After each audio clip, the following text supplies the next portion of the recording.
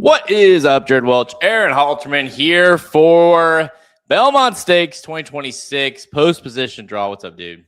Yeah, what's up? Waiting for the draw to begin. Should be a lot of fun to see who goes where. Field of 9 is what's going to sign up. The good thing is, once they've drawn it, they've got the other 13 races on this card drawn. So we'll have the full card once this thing's over. Just waiting for them to get going here over at Naira. Looks like the YouTube feed's still not going yet. Yeah, well, welcome here, guys. We will be live throughout the process. We will update you as we see the post positions and they start drawing. And as soon as they're all official, we will we'll give you the printout there for you guys, so you guys can see the actual field. But yeah, the rest of the field, or the rest of the card is out. They did that yesterday. It's freaking awesome. The whole weekend is awesome. But yeah, like this, like, you know, there's some of those races on an undercard, like the Woody Stevens is like the Met Mile. Those are races that would highlight a card on its own. And those are, you know, technically the Belmont Stakes is the highlight of the card. So it's a who's who really running at Saratoga on Saturday. Yeah, it definitely is. You've got the Manhattan as well. That is just an extremely good race with international flavor to it, a little bit to that as well. And then, like I said, the Woody Stevens and the Met Mile, just really, really good races. So fantastic card. I think the Belmont's going to be a very, very good race as well. Yeah, we're going to get to see with kind of normal situations, what happens here when it's kind of a normal race. There's not 20 horses in the field, and there's not problems to be had for every horse and weird paces and stuff like that. Normal situation here at Saratoga, at least, going a mile and a quarter and only 9 horses in the field. So I'm very curious to see how it shakes out. But yeah, this whole card's going to be great. It's going to be really all week is pretty good. Even Wednesday, Thursday, Friday is pretty darn good. And we don't have Sunday's card out yet, but this is going to be a big run here for Naira here over the next 5 days. So I can give you guys, we believe anyways, unless there's any surprises. Vitruvia Man, Chief Wallabee, Atanaho, Commandment, Growth Equity, Renegade, Power Shift, Golden Tempo at Emerging Markets. So I think that's 9 that will likely be entered into the Belmont Stakes. Obviously, the post positions don't mean as much or very little, especially compared to the Kentucky Derby. But it will be nice to get a bow on this so we can officially start the handicapping process. But I don't know. There's really, like I said, it's not. Again, it's just more like, okay, now we know. Now let's start handicapping. There's really not a lot that can change your mind, in my opinion, whether who you like going into the draw versus after the draw.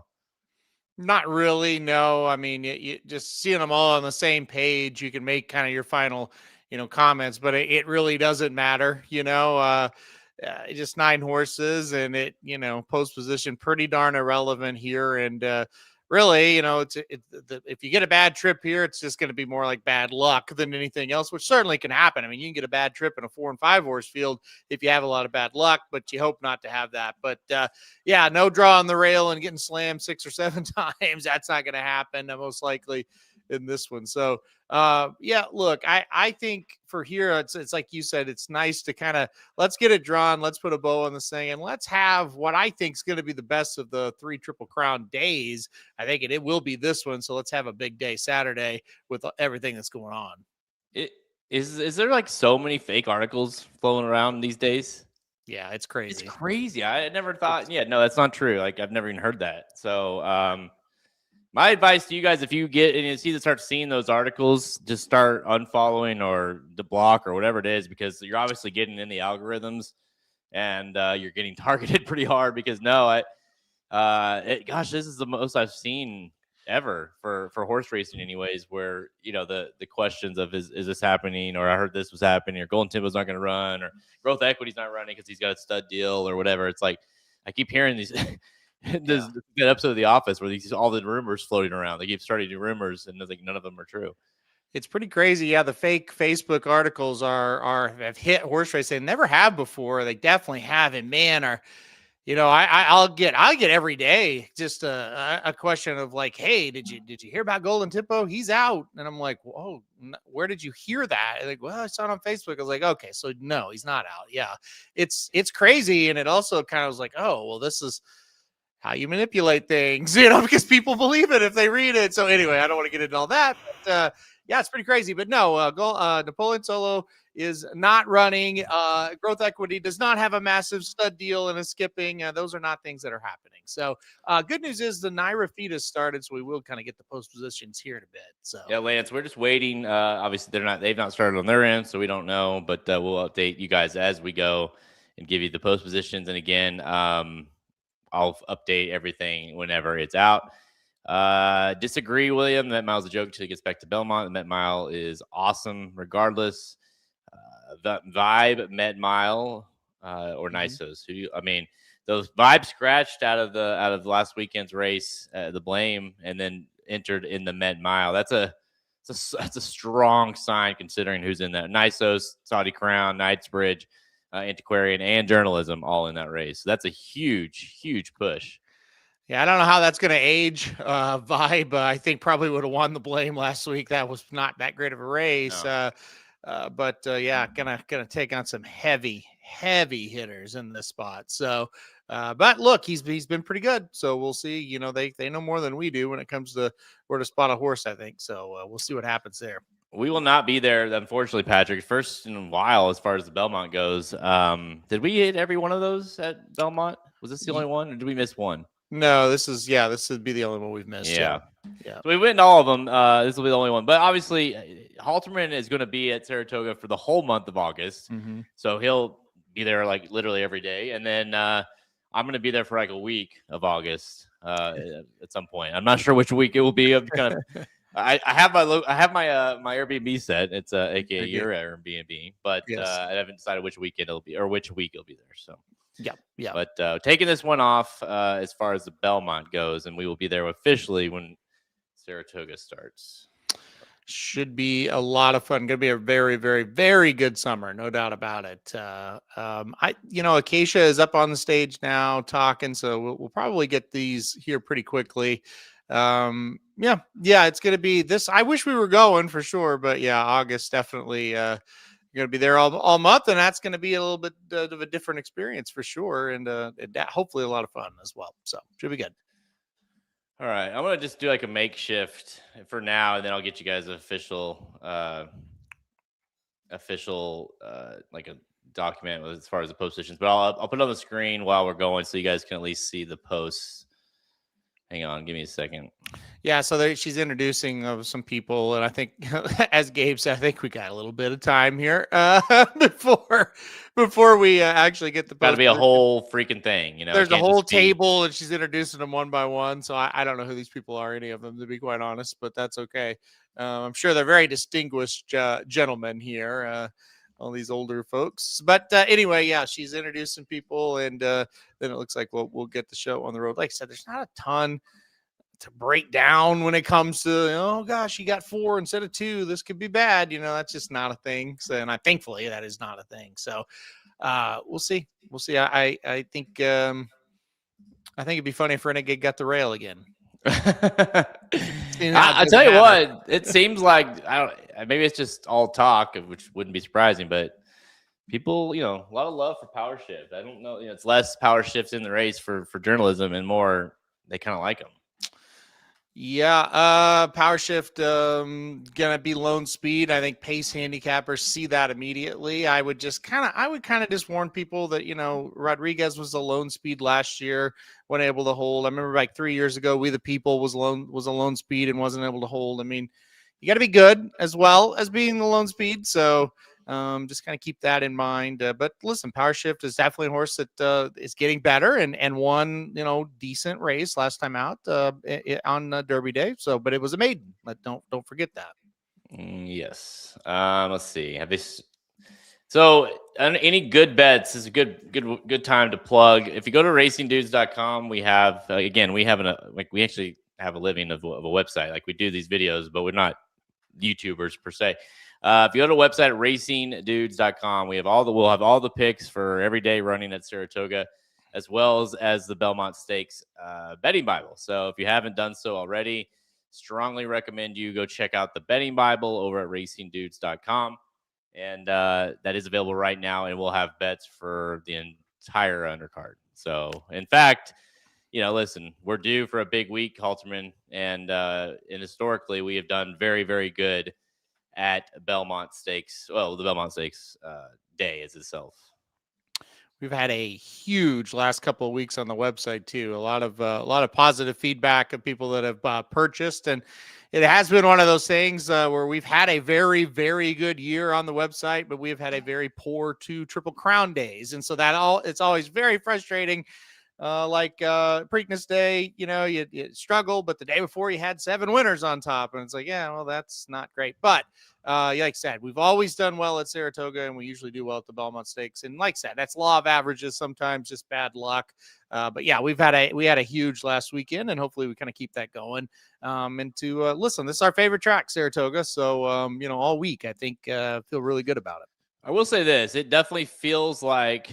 Well, don't feel it is, in my opinion. Like the last, obviously the Preakness, no, definitely not, especially at Laurel this year. But like there's some really good races on the undercard of the Kentucky Derby for sure. But this is top to bottom, the best racing. And on top of that, you have the most normal race of the 3 legs being the Belmont Stakes this year, anyway. Exactly. The Mountain Quarter. We got it started here. Golden Tempo, number 9. All right. 9-2. And they're going very quick.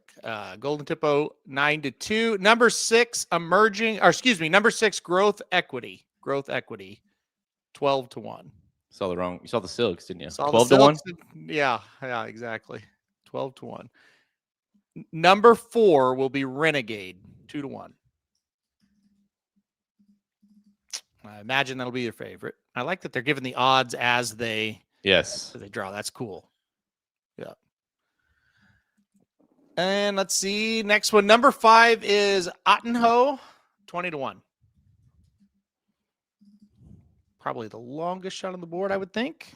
At least him and Vitruvian have to be. Oh, yeah. I forgot about that mule. All right. Let's keep going here. Number 1. Speaking, Vitruvian Man, 30-1. So he gets the rail. Where were you for the Derby when you could have got the rail? Oh, yeah. You couldn't run it. You didn't qualify. Yeah. 30-1. That'll be your longest shot. My apologies to Atinho.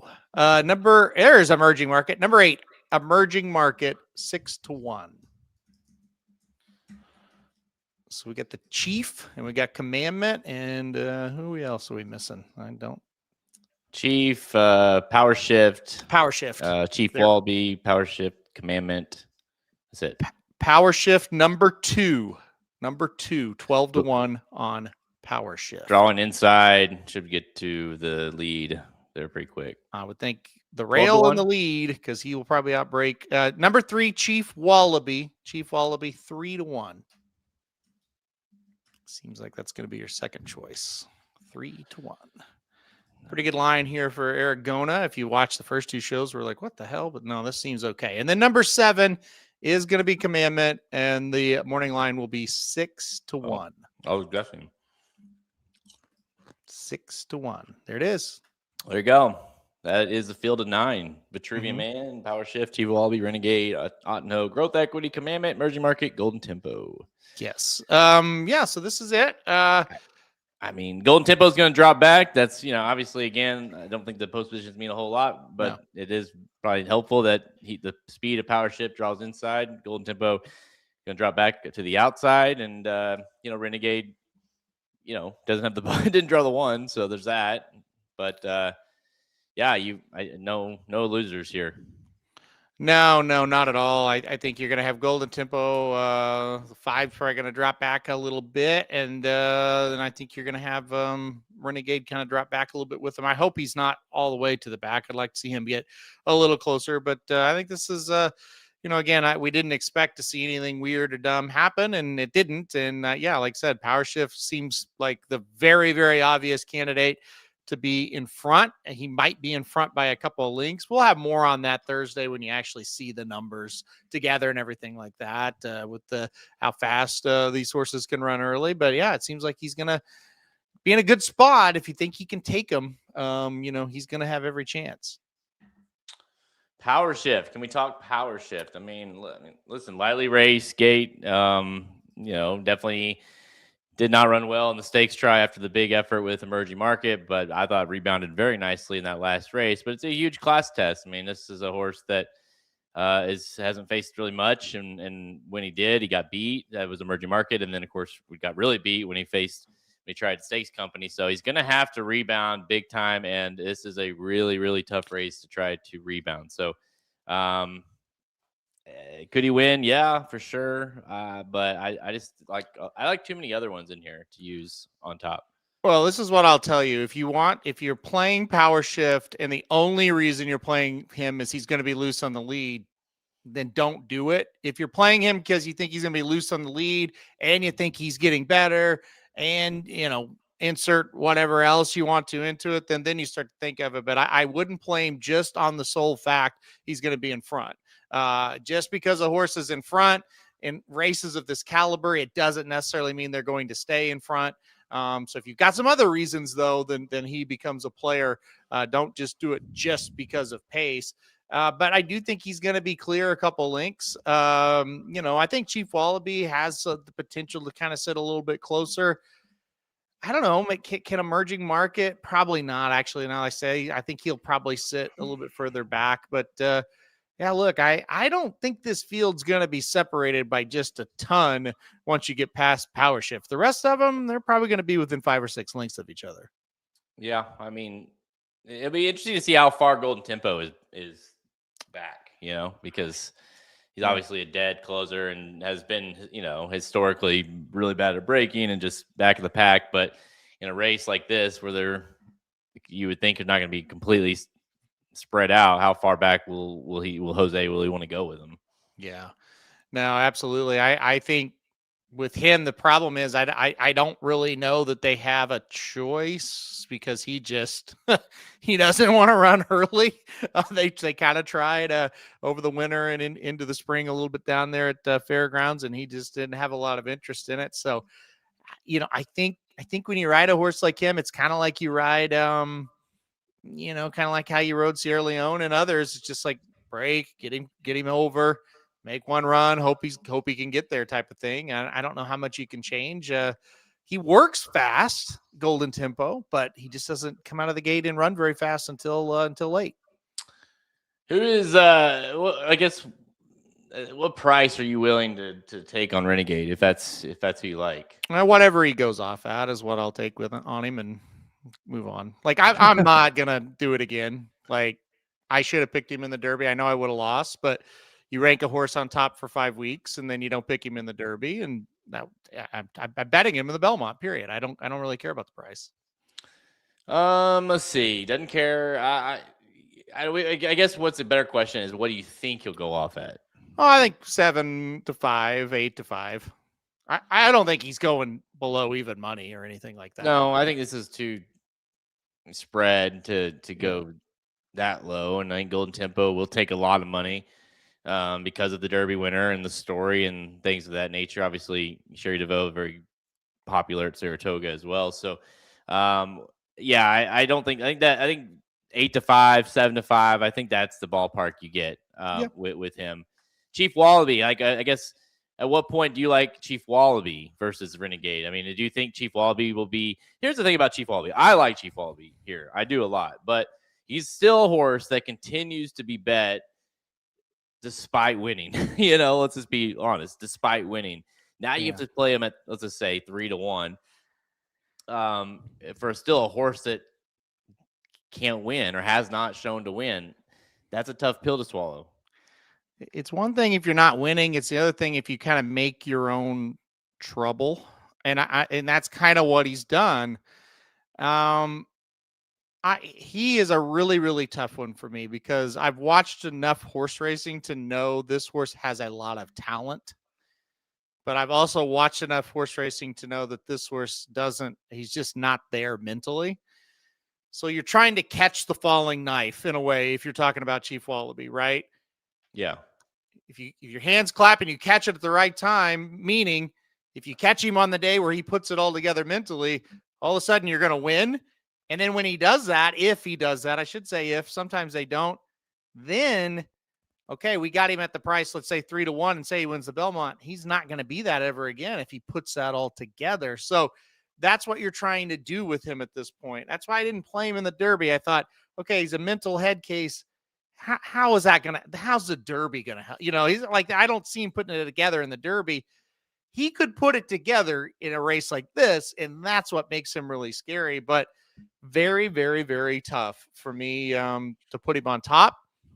But I think I've got to put him on tickets because I do know the talent is there. But boy, oh boy, he's got to mentally put it together. He's going to start. He really is already, but he could get it turned around. But if he loses this one and he does it again because he does something kind of weird or goofy or whatever, he's really starting to become one of those, right? Like a Tacitus, where it's like chase and chase and chase, and he's getting second and thirds because of himself. Let's see. I was trying to catch up on questions here. Yeah, and that's kind of the point. Like, catching and falling nice, but at 3-1, that becomes 5-1, 10-1. That area, then you can attempt to catch a falling knife, but at 3-1. Pretend he runs hard the whole stretch and doesn't try to look for other horses to run with. He'll make 3-1 look like 3-5, I think. And so that's why he's getting support, right? Well, okay. So let's talk about this one. Commandment at 6-1 intrigues me. Let's talk about the pair of 6-1s and Commandment and Emerging Market. Both horses that ran in the Kentucky Derby. Obviously, Commandment. They both had flashy wins, but Commandment was way more solid, had more experience. Obviously, Emerging Market was attempting to win the Derby on just his third lifetime start. Has that experience now? Has one more race and experience. Commandment, obviously, has that experience and has won a lot of races. He kind of faltered a little bit late in the Kentucky Derby, but he's wheeling them back here. Where do you like those 6-1 horses at here? Yeah, look, Commandment, I think it's a good sign he's here. I think putting Johnny Velasquez on is kind of Brad Cox's way of telling you he didn't love that Luis Saez may have moved a little bit too early. And I got to be honest, when I was watching that race live, I thought he was making the right moves with Commandment, and I thought he was in a real good spot. So, I know we can look back at it and say, well, the pace collapsed and he moved way too early for a pace collapse where he was. I know hindsight's always 20/20, right? But I don't know. I didn't love how he ran, and I'm not overly excited here. I will say you're getting a good enough price to back him again. I'm really on the fence with him on what to do with him. I'm very much on the fence with Emerging Market as well. And so those two horses sitting there at 6-1. I'm probably going to use one and toss the other. I just haven't kind of decided what I want to do yet with those two. At what point do you start to lean? You have your stablemates, Growth Equity, and Emerging Market, 6-1 and 12-1. Could it be that Growth Equity is kind of like he's that Peter Pan into the Belmont horse? Could he be one that performs better than the lower priced Emerging Market? I don't think so. I didn't love the Peter Pan.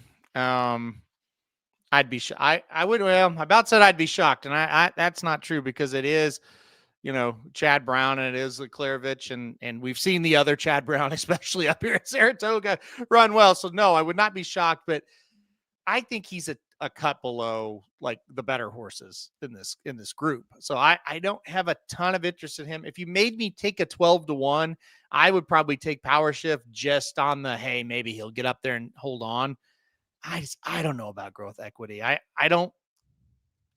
just think he's got to improve a little bit too much in this spot. One of these questions, let me see if I can find it.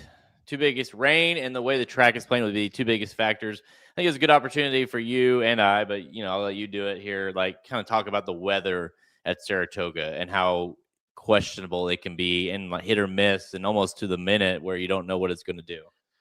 Oh, 100%. Yeah, it's always a concern every single day when you're up there, and it can change. And, honestly, the reason why we changed our betting Bibles was because of last year when it used to be a PDF, and we updated that PDF 300 times and got to the track by like the 7th or 6th race last year, trying to get product and get everybody, the update information. And now when you purchase a betting Bible, it's on your picks dashboard. You don't have to download anything. It's right there with the regular picks. And we can update it in 2 seconds. And that's the biggest reason was the disaster that was the Belmont last year in the rain. It can play a huge factor. I will say this, if that track is sloppy when they run the race, power shift becomes more dangerous because it does play to speed on the main track most days up there if the track is sloppy. Now, if it's, good, that's kind of different. But if it's sloppy, speed will really, really hold. We saw that the day before the Belmont last year where speed was holding very well on that main track when it was raining and sloppy. So keep that in mind. But look, the great thing again about our website is we can see that and we can have that up-to-date information for you. Yeah. So if you are, buying picks, even the free picks, or obviously you're taking the betting Bible, make sure, of course, print it or whatever you want to do, from the dashboard before you go to the track. But if you're at the track, if you're betting and there are weather issues, or last minute scratches or things of that nature, we will update it live. And so just go back into your dashboard and you'll see, we even have a timestamp that shows when things were updated, so you can know you're getting the most updated picks and version. I don't really get a lot of concern with the weather until you need to be concerned of the weather. So, but Trivia Man's a horse that a lot of people have asked, but not necessarily interested in, but just like, who is he? And I laugh because me and Halterman both had the same question when this horse first appeared a couple of days ago. Like, who is that horse? I've heard of that horse. Can't remember. Ran third in the Santa Anita Derby. So, and it wasn't like, like a, if you can go back and watch a replay now, but it wasn't like a horse that, held on or was speed. It's like, this is a horse that just kind of clunks up there. I don't see this horse having much of a factor at all in this race. Yeah. When I don't know if that was like last week at this time or whatever. And you told me, he's gonna enter. I was like, okay, I do remember the horse's name, and that's where it ends. And so when I went back to looked at this horse, he was. I'll just tell you, he's had 6 races, 1 win, 1 second, 2 thirds. He lost on debut at Ellis Park, then went to Kentucky Downs, lost again. Did break the maiden at Keeneland in October of his 2-year-old year, second in a starter allowance at Churchill Downs. And then he went to Turfway Park and ran third in an allowance. Those were all as a 2-year-old. So he had 5 races as a 2-year-old, just the 1 victory there, and was not up against very good company in a lot of these races, still only had 1 victory. And like you said, went from December of 2025 all the way to the Santa Anita Derby in April. So kind of a long break. First race out as a 3-year-old. Did finish third, a very distant third in the Santa Anita Derby. There's probably not a metric where this horse is going to match up or factor into this race when you start handicapping. No, I don't see it. Again, if it was just like a speed horse and had been blazing up the track, then you can at least say, well, this horse might factor in from a pace standpoint. But I just don't see a lot there. Doug O'Neill like Doug O'Neill, good trainer.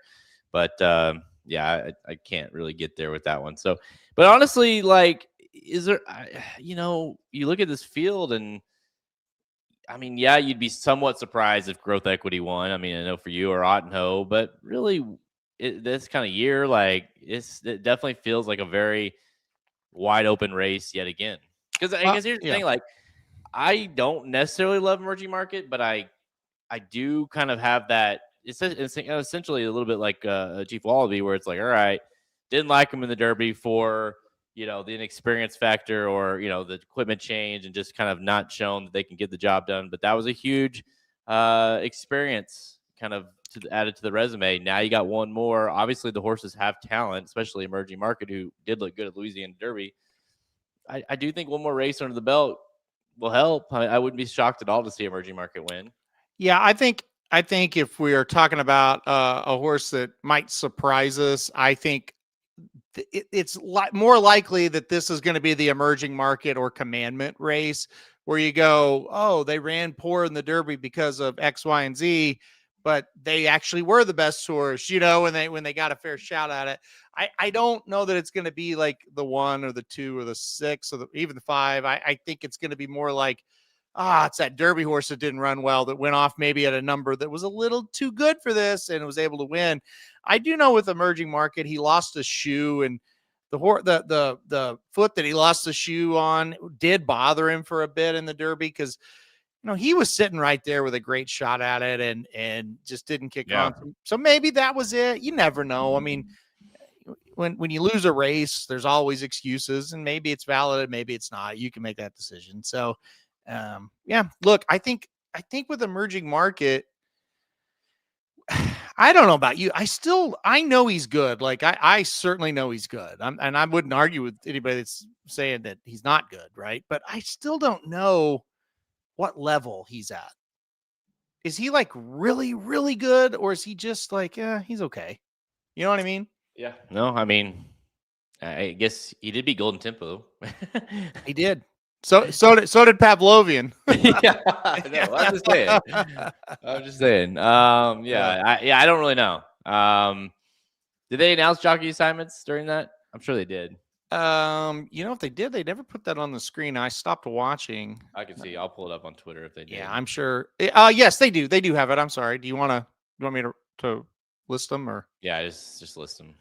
Okay, so number 1 is Antonio Frezu. Number 2, Luis Saez on Power Shift. Number 3, Chief Wallabee Jr. Alvarado.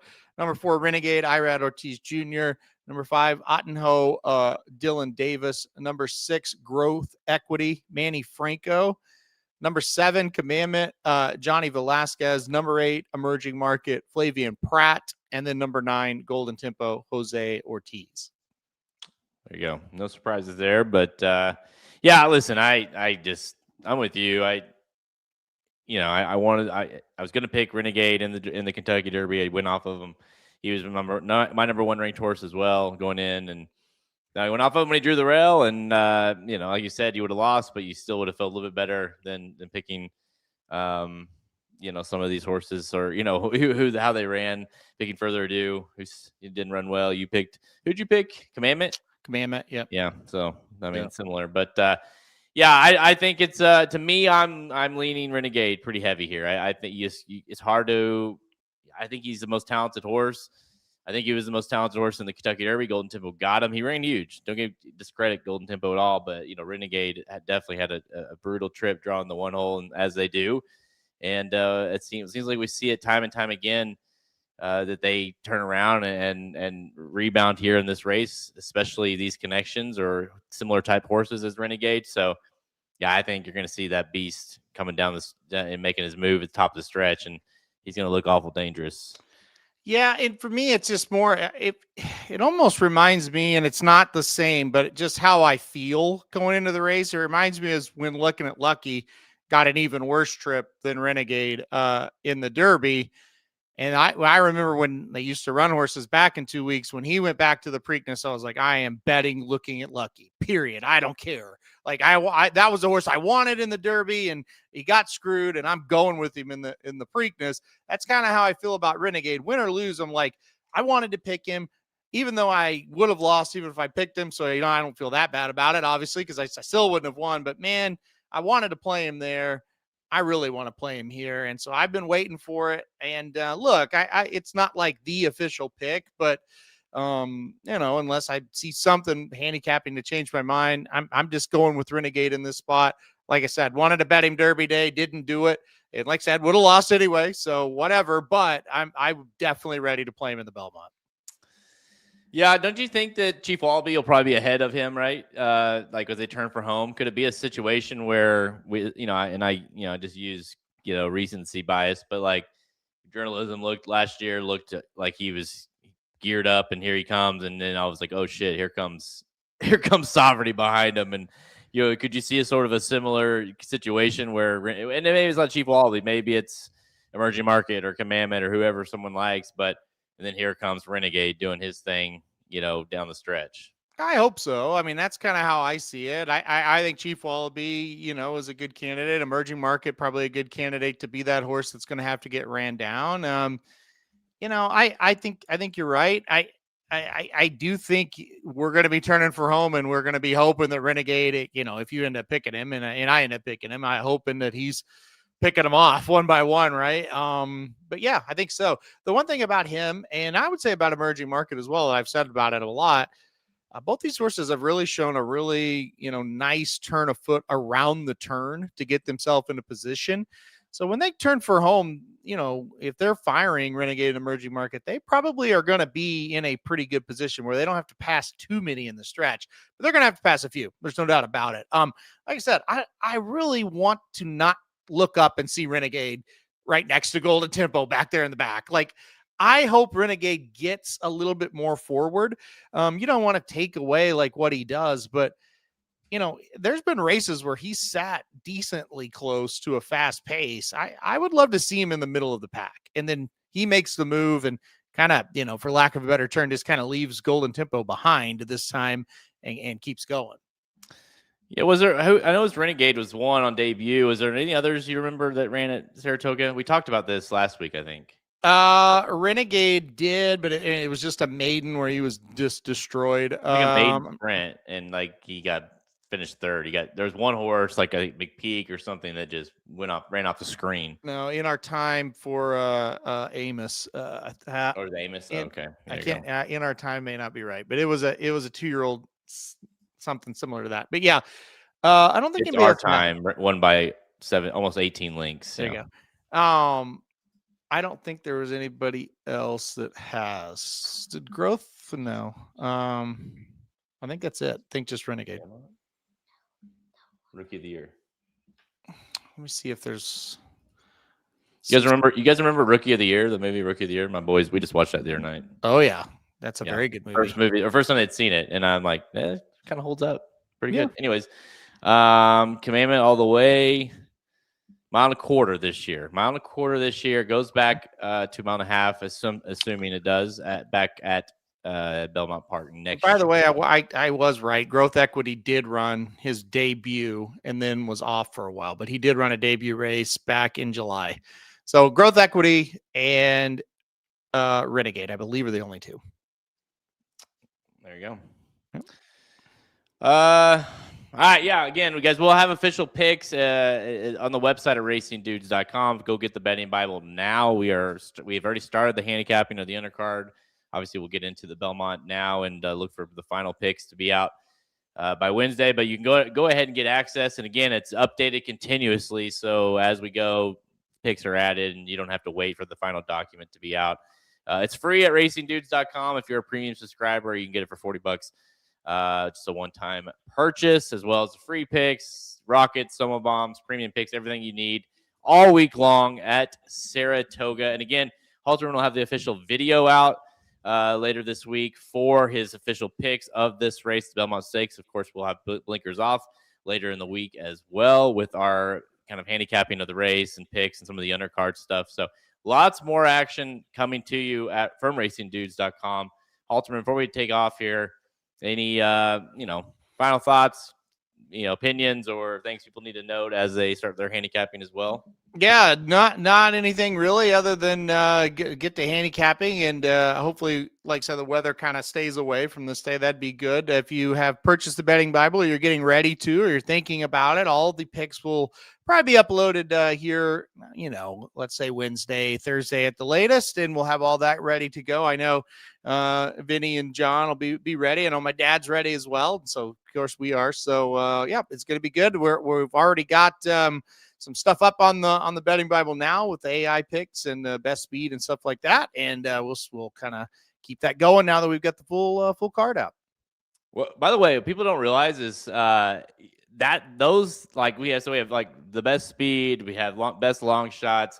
AI does, like, we have it programmed. Obviously AI does everything these days, but we have all that kind of handicap itself and do all that as well. And of course, it's all with the humans, us, and everything. Right. And what people don't really realize is the betting Bible gave out Napoleon Solo as the winner of the Preakness, as the consensus top pick because of some of those other categories. And then, like, I had Napoleon like third or second or third or whatever. So other people had him mixed in, and because of all the rankings and where they had him in the points, the horse ended up being the number one overall horse. And so after the fact, we're like, oh, there we go. We had the horse. We knew it. We picked him. Yeah. So those do come in handy, and they do well. So don't, kind of, it gives you guys all different options to look at. Who finishes last, Bree? Vitruvian Man. I think the one. Yeah, I think the one's the pick for that. Because the other long shots, I kind of feel like are, closers, so they'll probably pass some tired horses. I think it's the one. Yep. I agree. All right, we got to get going. So we're going to start our handicapping, and all the content headed over to the website. Good luck for your handicapping. Until next time, I'm Jared Welch. He's Aaron Halterman. Good luck in the Belmont.